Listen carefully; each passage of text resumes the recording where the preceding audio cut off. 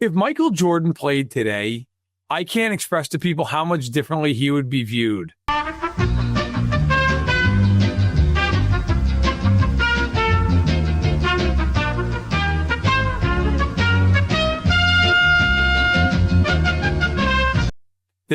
When he played in the 90s. Like I grew up, I was alive for the 90s. And let me tell you, there was never anyone alive being like, I think Karl Malone's better. Like, nah, bro, he's not.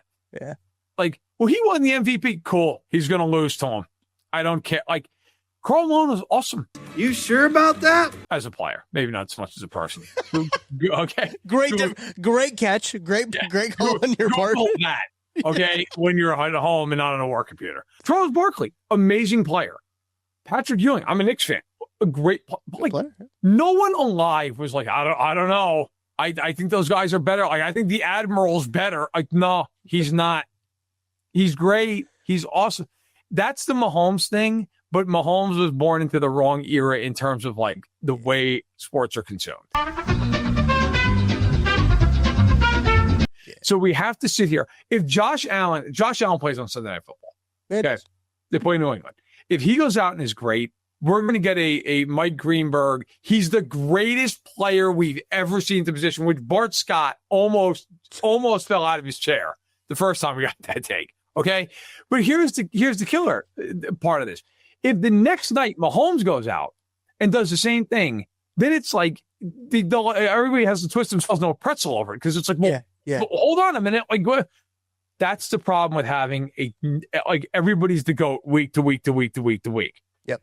Historically speaking, call me when Lamar Jackson gets to a Super Bowl. Yeah. I don't give a shit. I don't care if they go 15-2, which they're not doing that this year. But, like, I don't care. Like, Buffalo could go 17-0 this year. And if they lose to the Chiefs in the playoffs, I don't care. I don't care. Or if they lose anybody. Like, if they go to the Super Bowl and they're like, New England did 0-7. Yeah. You think Tom Brady's sitting up at night? Like, man, what a great season. I guarantee you he's sitting up at night thinking about that season for a different reason. Where we're going to have to hit a point where perfect the drill. Right, haunts his dreams, man. Like, no one alive who's that caliber of a player. And if you think Tiger Woods is thinking about some major he lost by a stroke going, man, really strike that drive, though, on 14. Like, yeah.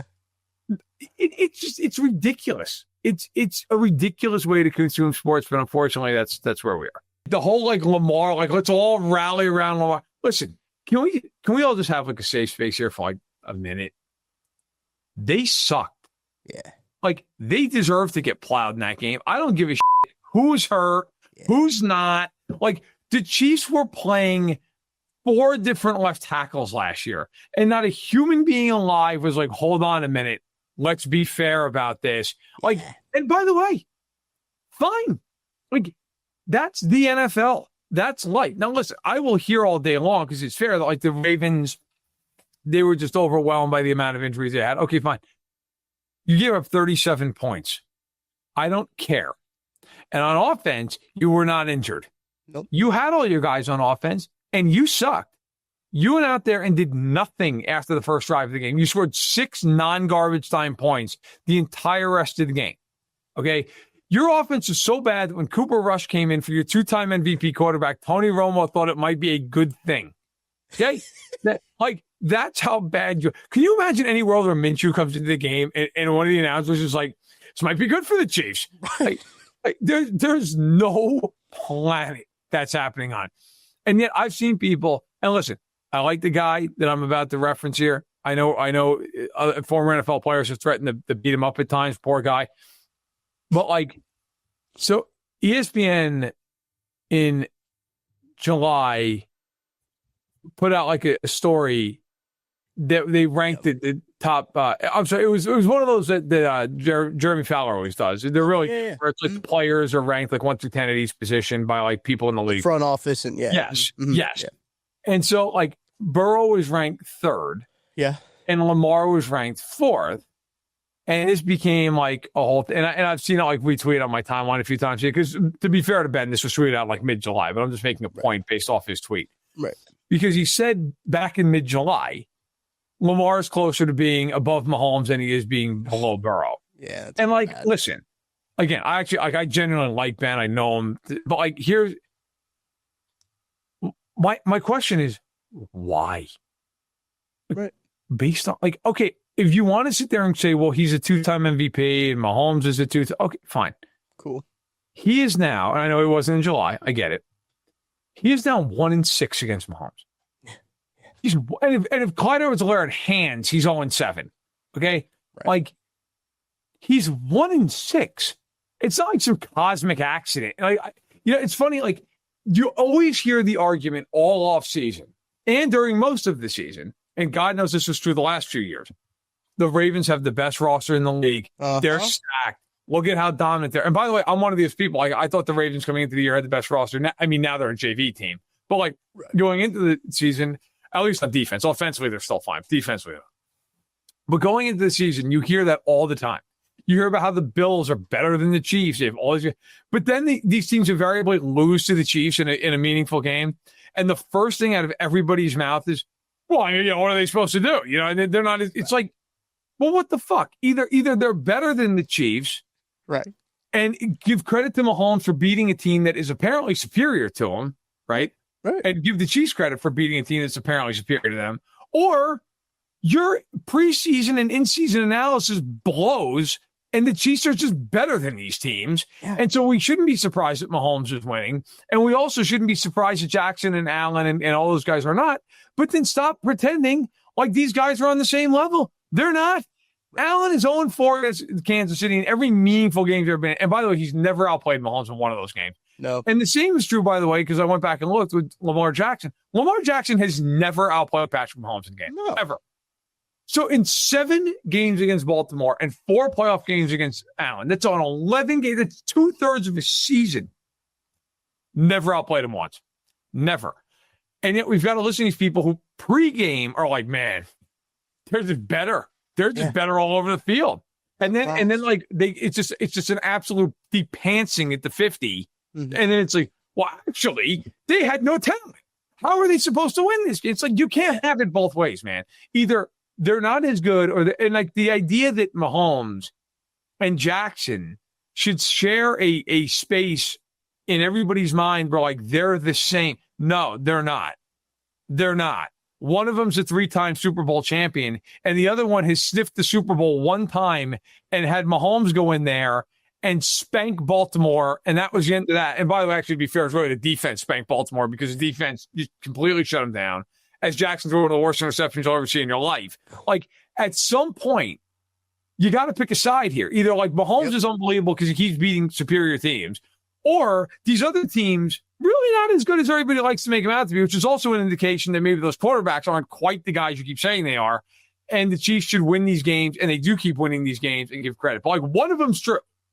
One of them's got to be true, but they can't both be true. You're preaching to the choir here. I 100% agree with you. And look, we knew this was going to happen, right? Like we knew, like this always seems to happen. I just did a quick little you were talking about like Lamar Jackson. I know the big conversation about Lamar is his playoffs, is how he performs in the playoffs, which should be a large conversation about how players are judged, right? Or the playoffs are kind of important. They're kind of always judging James Harden off of January. Right. Like no one's like, man, it looked great. I'll tell you on January 20th in Utah. Great game. Like, nobody cares. Anyway, sorry. No, you're okay. But as Lamar Jackson, James Harden, like that was actually a really good comp. You said that, and I was like, well, to be fair, I got that is a first things first. Like that, Broussard, I think, brought that up, and I was like, that's great. Yeah, that's phenomenal. I had not heard that. I take no credit for that, but yeah, shout out to them. Like, wow. Yeah, no, they definitely are, James Harden.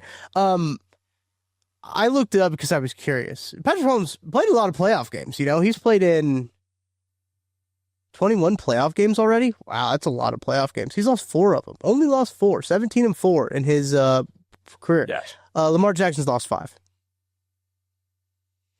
In a significantly less amount. But I thought that was telling about Mahomes and Lamar, obviously, is obviously the 3 Super Bowls is pretty telling, and the 3 Super Bowl MVPs is pretty telling as well.